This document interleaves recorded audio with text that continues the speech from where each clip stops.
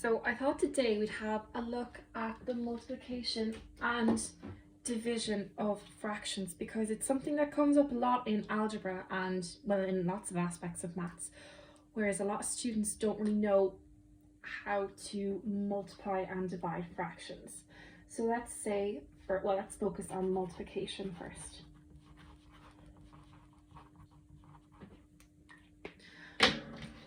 And let's say you were given something simple like this, so something like 3 over 2 times 4 over 3. What's that equal to?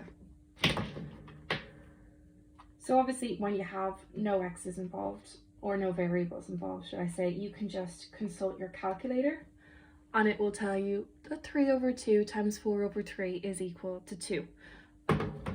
But you need to know how to get there manually when you won't have a calculator. So we have one rule for multiplication of fractions, and that is you multiply the top by the top and the bottom by the bottom. So whatever is on the top of the fraction you multiply together, and whatever is on the bottom. So in this case we have 3 over 2 times 4 over 3. So if we do top by top, that's 3 times 4 over 2 times 3. Now 3 times 4 is going to give me 12, and 2 times 3 is going to give me 6, and that's equal to 2, which is what we got in the calculator the first time. That's your only rule for multiplication of fractions. Same goes for when you have, say, a fraction, so say a half times 12, so just a number that hasn't been written as a fraction. We all know that a half of 12 is equal to 6, but if we want to show our work, we say that it's a half times 12 over 1, because anything divided by 1 will just give back itself. So we don't need to write whole numbers as themselves over 1, it's just given. But when we're multiplying fractions, it's easier to use this rule if we put whole numbers over 1. So in this case, it would be equal to 1 times 12 over 2 times 1. That's equal to 12 over 2. 12 by 1 will give me 12. Likewise, 2 by 1 will give me 2. And 12 divided by 2 is just 6, as we previously got. This rule stands the same when you have, say, something like x squared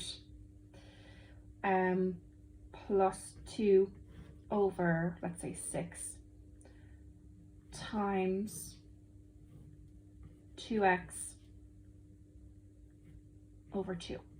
So let's say you were given something a wee bit more complicated like that. Same rule applies. So we do our top times our top, or our two numerators multiplied. So we'd have 2x times x squared plus 2 all over 6 times 2. And that's equal to, so 2 times x squared will give me 2x cubed, and then 2x times 2 will give me plus 4x. And then that's all over 6 times 2, which will give me 12.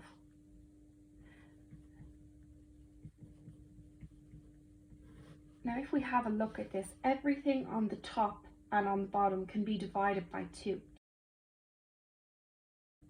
So we can simplify this to be x cubed plus 2x over 6. So what I've done there is I've divided everything by 2. So I would 2x cubed divided by 2 would leave me with x cubed, 4x divided by 2 would leave me with 2x, and 12 divided by 2 would leave me with 6. You can only do that if everything in the fraction can be divided by the same number. It's just simplifying it down. And that's your answer there, just by using that rule. Okay, one more example of multiplication and then we'll go on to division. So what if you had 2x over 3 times 4 over 7 times maybe, let's say, 6y over 11. Okay, so in this case, you've got multiplication of 3 fractions in a row, but your rule still stands. So if you have more than 2 fractions, it's still all the top or all the numerators multiplied by each other, and all the bottoms or all the denominators multiplied by each other.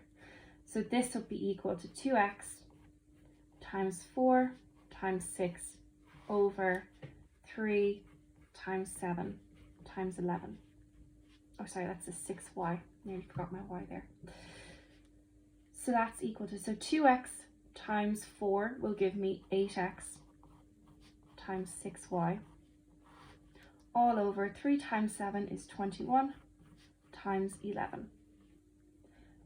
And then we'll multiply again. So then 8 times 6 will give me 48, and then we just leave it as x times y because you can't write that in a simpler version. And then 21 times 11 is going to give us 231. And that's on the bottom. And we'll leave it at that.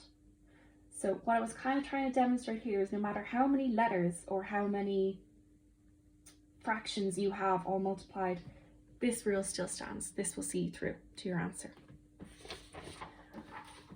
All right, let's have a look at division of fractions.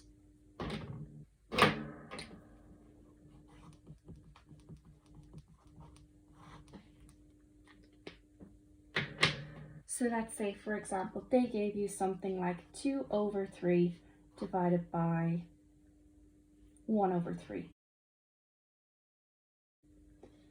So what we do in this case is we have a rule for division as well. I call it the FAM rule. So you flip and multiply. So see this bottom fraction here? We flip this.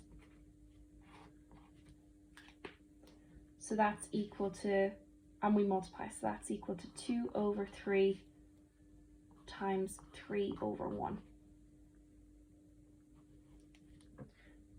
So we flip the bottom one, so basically swap the numerator and the denominator, and then we multiply.